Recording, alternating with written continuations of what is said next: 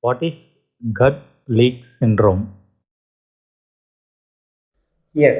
So gut leak syndrome, it is nothing but a very common thing which come across in our children with developmental issues. So gut is intestine or the whole intestinal system it's called.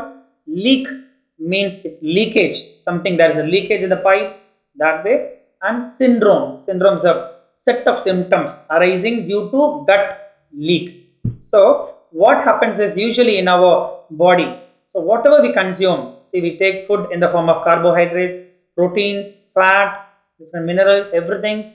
So everything needs to be absorbed from the intestine through the bloodstream which goes close along with the intestine, and the blood will pass to the heart and everything transmitted from the heart to every organ for supply of nutrients.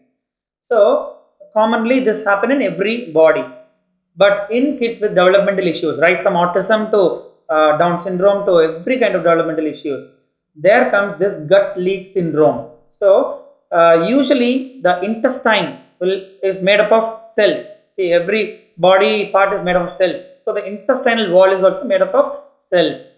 So the millions of cells will have gap junctions between each and every cell. Each and every cell will have a very minute gap, unseen by eyes, can see only through a microscope. But this gap should be very even and very tiny. When this gap junctions are little enlarged, so what happen is those things which need not pass from the intestine to the bloodstream, they can also pass through the intestine to the bloodstream, and hence from the bloodstream it can go to the heart and get pumped to the whole organs including the brain, where every problem arises in our children. So brain is where the sensory processing happens, brain is where learning happens, memory, logical thinking, everything's happen in the brain. Speech, writing, reading, play, everything happens there. Emotional development, yes. So when you give a wrong fuel to a vehicle, what happens? The same way, when you put up a wrong fuel in your child's body, so naturally what happens is the cells gets little diverge, okay, the gaps between every cell, so they get enlarged, so that what happens is not only the nutrients or vitamins alone will go through the gap junctions, big molecules like bacterial toxins, certain heavy metals like mercury, aluminum, lead, arsenic, they can even go, and whatever the undigested food particles. So our children will have certain lag in the digestive enzymes from the liver or in the pancreas. They call lipase, amylase, which are to digest the food what we eat. So undigested food particles and even the remains of the parasites or different kind of chemicals which need not enter the bloodstream, they will pass through and they will cause lot of inflammation finally in the brain where learning happens. So inflammation, once it happens, naturally the function of the brain gets disrupted. So naturally sensory processing gets problem, learning gets trouble. What is yeast overgrowth and imbalance in gut bacteria? So yeast overgrowth. Yeast is nothing but commonly called fungus. So in our children who are with developmental issues, so what happens is commonly very common thing called Candida albicans. That's a very common fungus. So that is very favorable to grow in the intestinal wall. So the reason behind is again the gut leak syndrome I've told you. So due to lot of gap junctions and lot of other favorable factors, the fungus grows more and more in the gut system, and this fungus will create lot of toxins, and these toxins when it goes to the bloodstream, naturally the body finds it as a foreign body and the body naturally react to it, and finally there comes a disruption of the regular balance of the system in the bloodstream, as well as it affects the brain finally because of the toxins overload. So yeast overgrowth is very commonly present right from birth, and it's not something purely started by the diet. But what we can do regarding yeast overgrowth is We can cut down on the high starch foods and high sugary items, the very high oily or deep fried items, okay, which are the real food behind the fungus overgrowth. So through that way, we can surely control that yeast overgrowth, and we can surely get rid of the symptoms arising through yeast overgrowth. So yeast overgrowth can cause a lot of symptoms like self-excitement, self-laughter, anxiety, a part of mood changes like sudden low moods, crying spells, part of phobia, and even restless, swimming, running, jumping, everything comes under the symptoms of yeast overgrowth. What is the difference between good and bad bacteria? So, in our body, naturally, we have millions of bacteria present in almost the whole part of the body, and the most of them lies in the gastrointestinal system, the small intestine as well as the large intestine.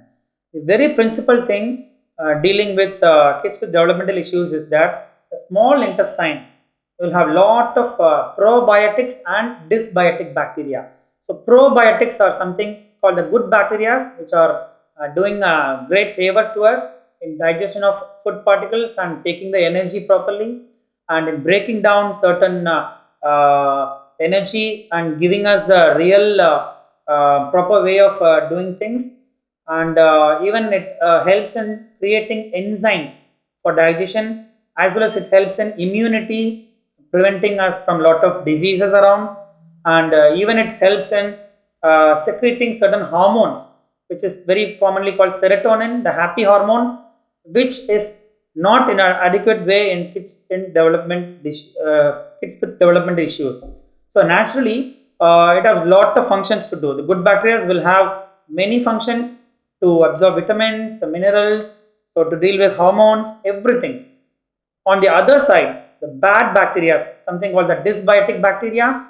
So dysbiotic bacteria, it should not be present beyond a limit. So when it's present beyond the presence of the good bacteria, naturally there is an imbalance happening.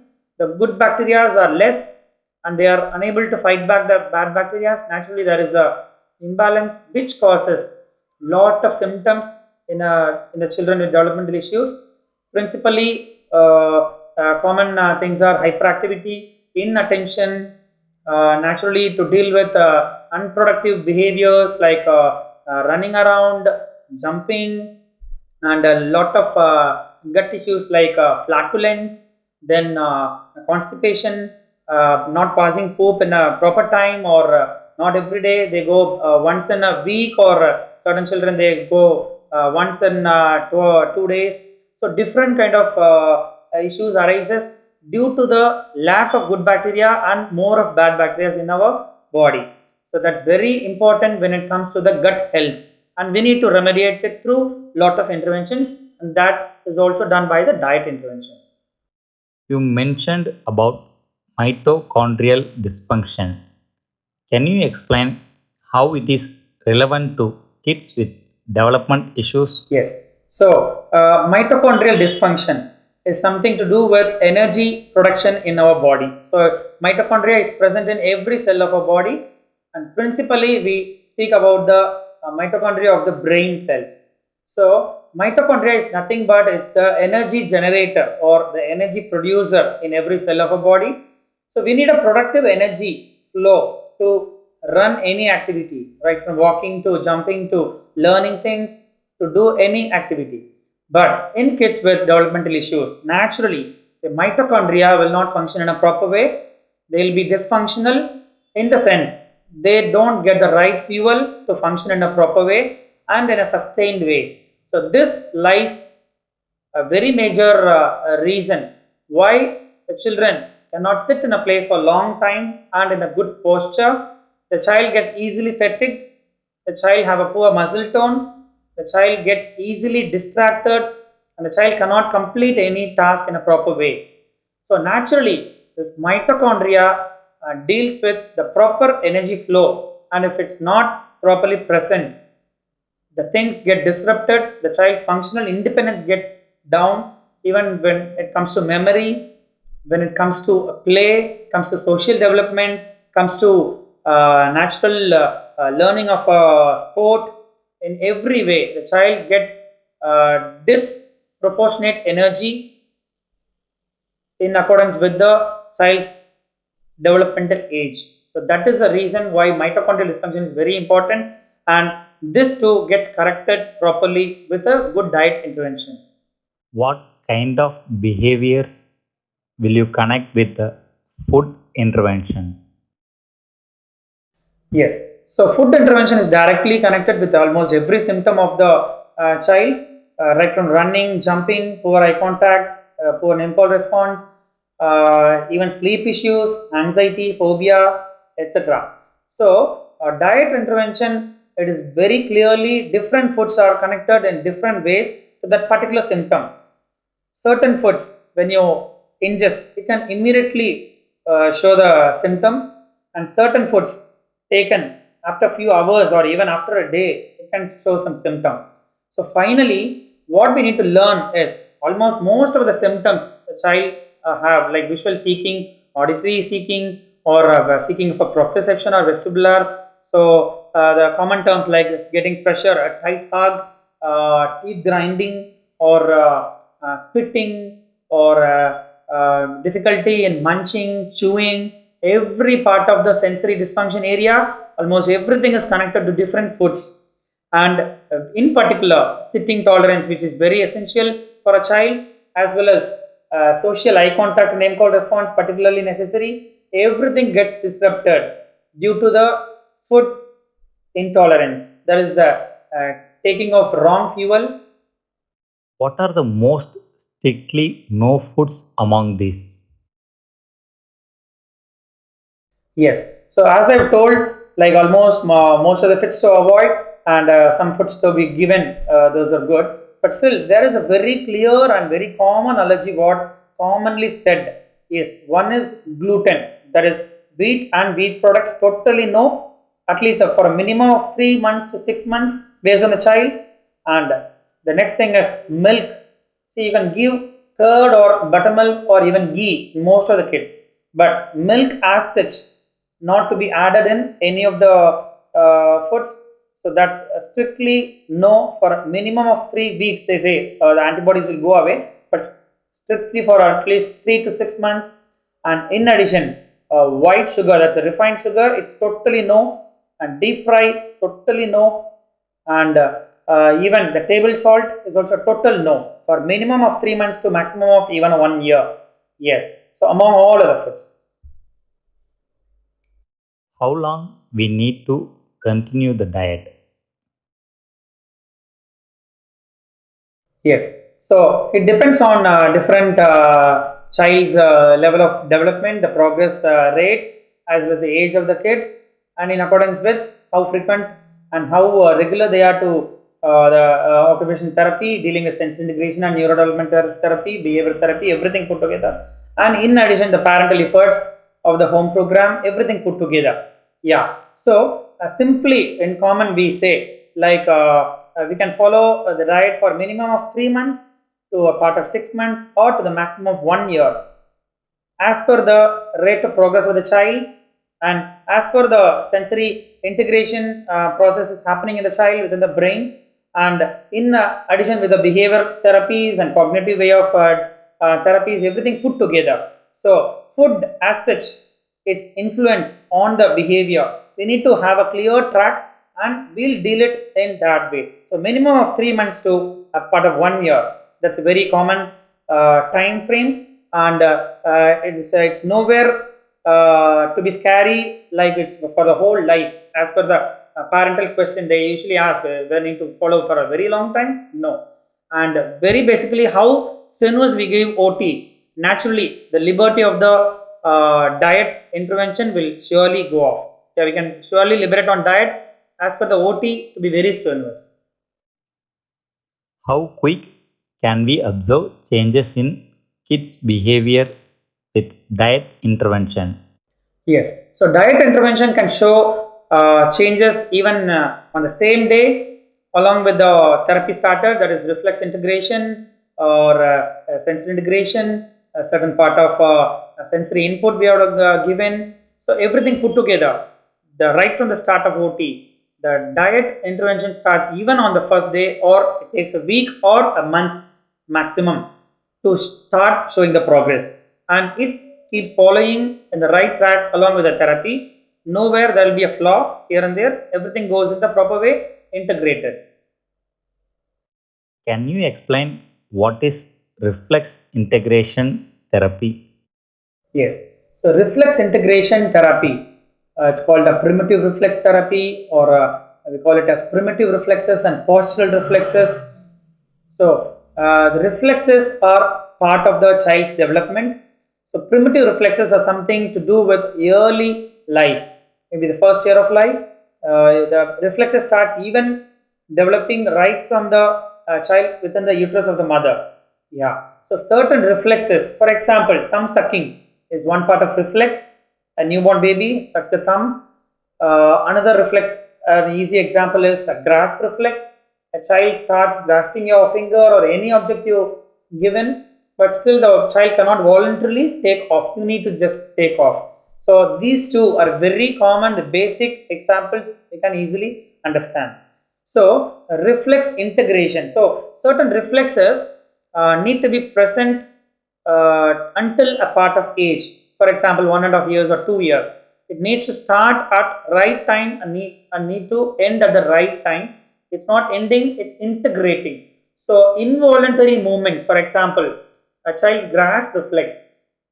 Okay, so that need to be present for a secure reason, for bonding, to hold mother.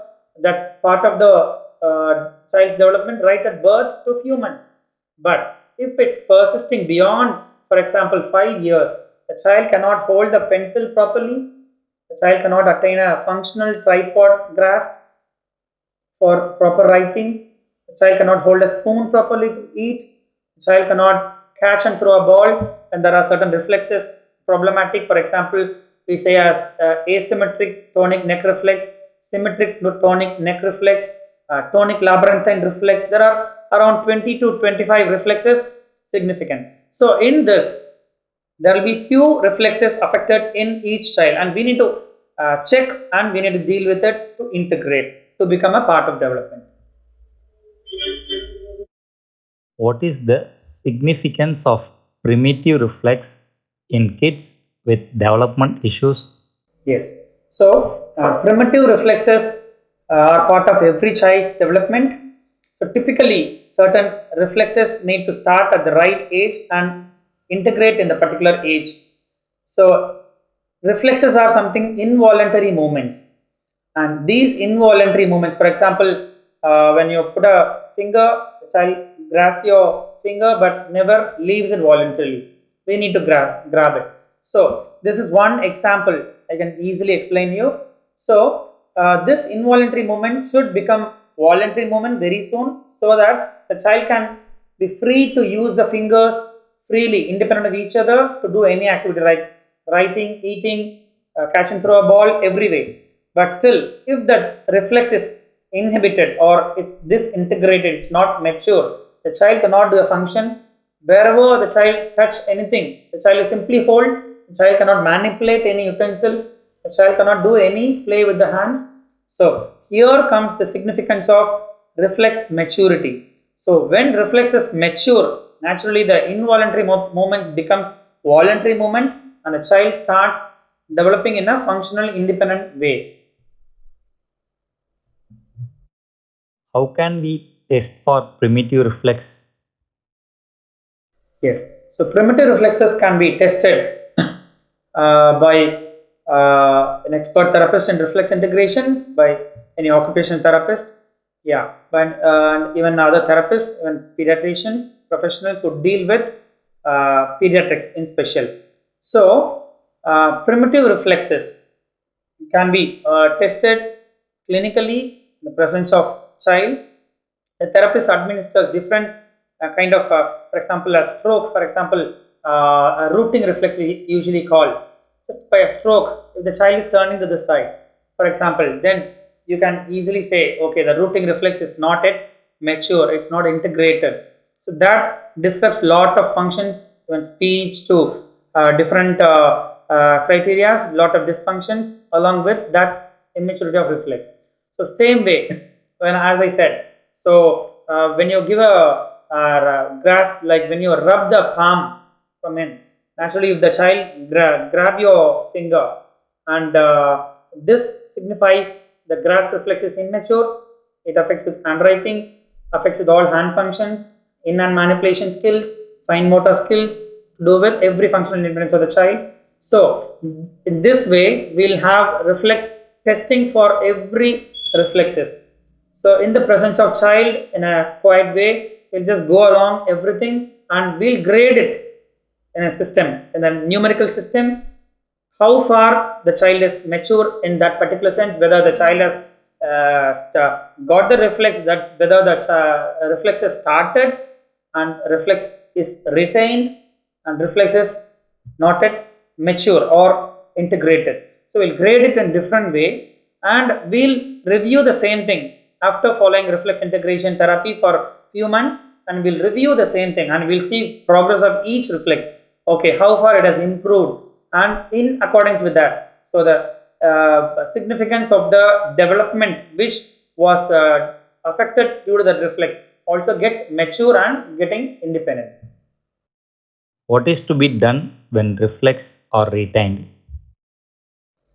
Yes. So when the reflexes are retained, naturally you will see lot of issues in the children, right from gross motor development, like the child even gets trouble to start walking at the right age, talking at the right age, interaction with peers, play development, academic way, reading, writing. So every part of development gets interrupted.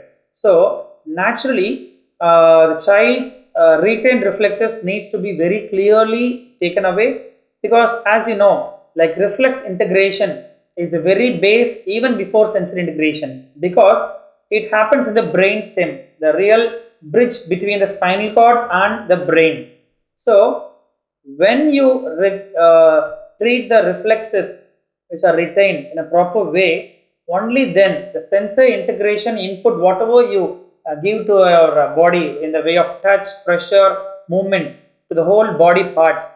So everything can enter only if these retained reflexes are mastered, when they are integrated, and this in turn give rise to the development of all the retained functional patterns like gross motor, fine motor, speech development, biting, chewing, munching, spitting, blowing, kind of every oromotor skills, and even child's emotional development, play development, everything gets better very quickly. So to master these retained reflexes, we need to give say, we need to give reflex therapy in a very strenuous way.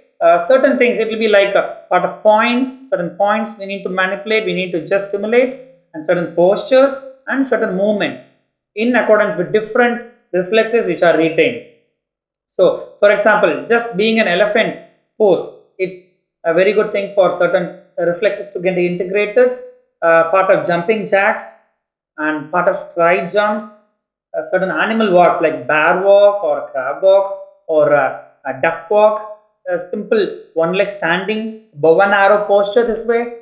So everything is part of the retained reflexes integration therapy. So there are specific techniques for each and everything. So which we can have a separate discussion, which is a very detailed topic. The reflex integration therapy is, yes. Is there any restriction of reflex integration therapy with age? So overall, reflex integration therapy doesn't have any restriction. Even adults who are getting a stroke, so-called cerebrovascular accident, or those who go to a coma kind of thing, any kind of traumatic brain injury kind of adults also, reflex therapy helps a lot to bring back the development. Yeah, so there is no restriction of age as per the retained reflex therapy. Yeah, so for kids, it's not a very great deal to work on, irrespective of age. So we have seen a lot of progress even in kids of age around 18 to 21 years also. Yeah, within a week or two, they'll give us a good feedback. My child is able to concentrate more, get more attention span, sitting tolerance, more of listening, more of calm down, more of easy learning, memory kind of things we have observed very easily. A sitting posture for a particular time. So, a lot of feedbacks even within 2 to 3 weeks. But again, yes, when done along with sensory integration and other respective approaches required. What are the alarming signs that a parent has to look for to start early intervention of ASD, ADHD, or speech delay? Yes. So, in brief, I would like to share some part of tips or kind of certain illustration. Like very common saying, like a child will speak only around 5 years because the family it's very common. Every child speaks late, or my child is intelligent in most of the ways. That my child knows to say 1, 2, 3 alphabets and a lot of rhymes. Or my child is very good at singing. Lot of excuses, but the child never have started answering his or her name or even the basic part of speech also. Very common belief system is that, yeah, my child knows to sing rhyme, my child knows to recite numbers. So it doesn't mean my child started speaking. So it should be very clear what is speech and what is part of intelligence or the intelligence quotient. Yeah, that differs a lot. So due to a lot of other factors, social causes, it's a part of stigma. It's a shy kind of thing to bring child out just because he's having developmental issue. Maybe the society may just look at my child in a different way, or they may separate my child. So lot of beliefs.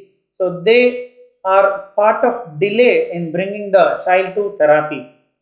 So it's always not a mistake to just screen any child in case of any kind of sign. For example, a little bit of thing in 3 months, a child should have a social smile, looking at the mother and give a warm smile in reply to the mother's face reaction. A simple, very simple tip. And so around 6 months to 8 months, the child need to babble for sure, at least a part of babbling, not a word, but simple babbling at least it should be there. And with a meaning, a good eye contact, and a very good socialization thing, and a basic imitation when it comes near the first year of life. So very, very basic common things we need to observe all time. And it's always good to bring the child as early, even before year. We have come across certain kids of age around 9 months. They started with the therapy. The child gets discharged within 1.5 to 2 years. The very basic reason is the early bringing of the child. The brain is very delicate. We can easily mold it. The dietary factors never create any problem. Sensory integration works very quick. Reflex integration matures so quick. So everything matters a lot. And the other tip I want to suggest you is that you need to work so well along with your therapist.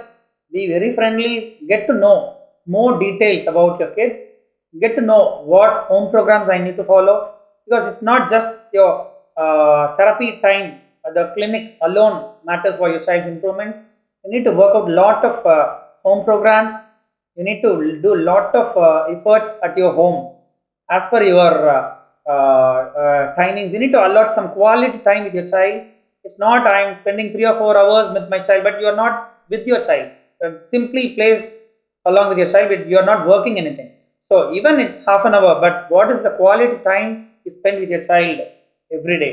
So that matters a lot in upbringing your child very quick. So and a part of firm kindness attitude, firm as well as kind. That's the right word to say. So certain behaviors we need to correct at the right time in the way of positive reinforcement, as well as you need to take away certain reinforcements at the right time so that that behavior is learned in a proper way. So as a team, along with your therapist as well as family members, everyone put together, you can have a great success, because we have seen a lot of parents work so hard They have even took long leave, father and mother. They split their schedules properly for the betterment of the child, and finally they got a very quick discharge. And they are doing so well in the mainstream schools without even a sign of disorder at the beginning. So you can surely work out more positive. So never get into any kind of negative thoughts. Don't refer much into the internet, or don't just go off with your own decisions, and don't take suggestions from other parents without any idea, because every child is specific and every child is very different. You cannot compare one child with a development issue with another child.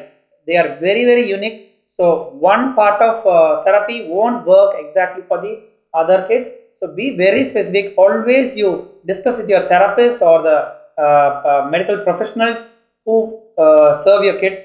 So believe in them. Just give good hope. Have positive effort. There is good positives at your progress. So work hard. Have a very good success. Thank you.